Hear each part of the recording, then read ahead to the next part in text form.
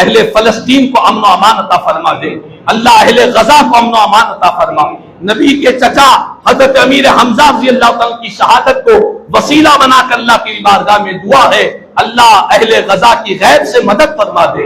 अल्लाह मासूम बच्चों की गैब से मदद फरमा दे। अल्लाह उनकी जिंदगियां जो तंगियों में गुजर रही है, सारी दुनिया के सामने जाहिर मौला, तू गैब से उनके लिए रहमतों की बारिश बरसा दे, गैब से उनके लिए इमदाद की तौफीक अता फरमा दे।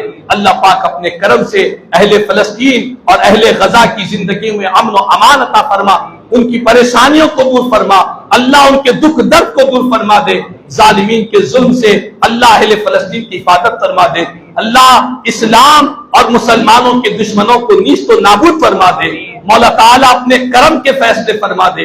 मौला ताला आज शोहदाए उहद के वसीले से अमीर हमजा रज़ियल्लाहु तआला अन्हु नबी के चचाजान है, असदुल्लाह है, असदुर रसूल है।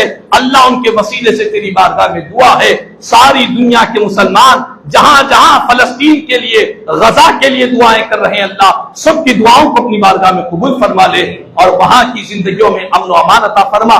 और जो कुछ भी कहा है सुना है, अल्लाह कहने सुनने से ज्यादा हम तमाम को अमल की तौफीक अता फरमा। आमीन।